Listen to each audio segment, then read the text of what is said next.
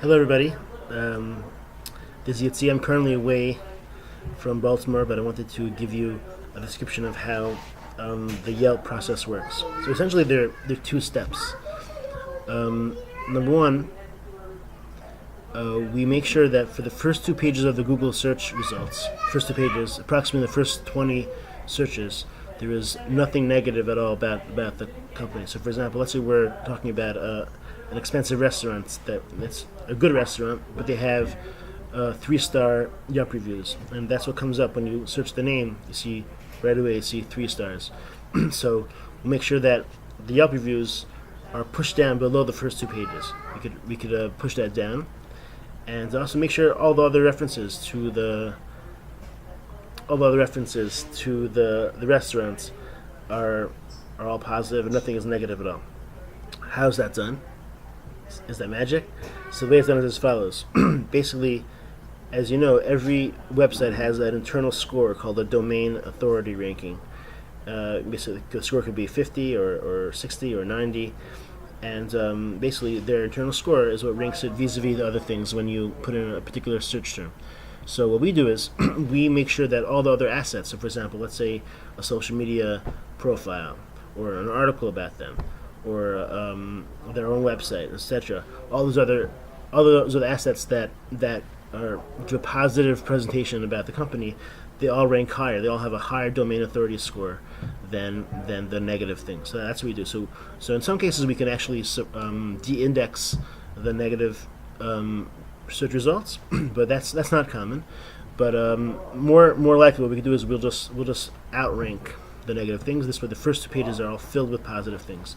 Included in this is that we can put in an article about the company in Forbes or in Huffington Post, and make sure that it gets ranked very high, very prominently, so that you'll have a very positive exposure, a positive spin, a positive article that will come up on the top results. That's number one. Make sure the first two pages are clean of all anything negative. Number two, so within Yelp itself, we improve their score. So let's say you have a good restaurant. We'll call it the Prime Grill in Baltimore. Let's say Prime Grill in Baltimore. So they're a good restaurant. They're very expensive, but they have 300 reviews, but they have a 3-star rating. So they're very frustrated. We're good restaurants. Why do we only have 3 stars? And so here's how we can help them. So Yelp sort of weights its review system, gives much more credibility towards a negative rating than to a positive rating. That's because people are more likely to give a false good review than a false bad review. So therefore, it's much easier to put a negative review than to put a positive review. So basically, in order to leave a good review, you have to have a lot of criteria for it to be able to stick. Let's say, for example, you went to the Prime Grill one time, and you had a great time and you left a 5-star review. If it's your first time leaving a review on Yelp, likely what will happen is that your review goes into what's called an unrecommended index. It's unrecommended, and it will not be reckoned into the final score of Yelp. So even if you have 100 5-star reviews, if Yelp thinks that it's not, if Yelp puts it into your unrecommended category, then it won't increase the review.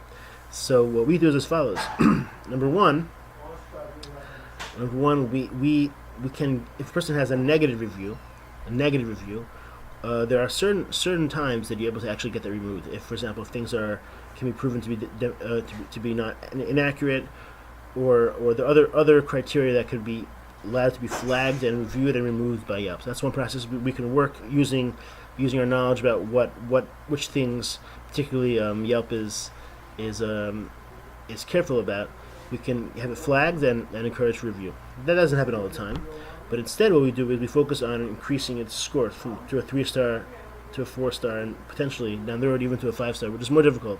For the 5-star, you have to have a very high average of almost all of them 5 stars. So, but we can our guarantee is we'll get you at least a 4-star rating. And what we do is, in that case, we try to make sure that the ones that are not that have been submitted but are not caught, make sure those get resubmitted and they actually get reckoned into the calculation. The way to do that is proprietary, but that's what we do. We make sure that the ones that are submitted but are not reckoned into the final score, and there are many. You can see it on Yelp how many are submitted but unrecommended, how they get resubmitted, and therefore they increase the overall average. Overall average, and therefore again we give a guarantee that they'll have at least a 4-star rating. Okay, so that's the process.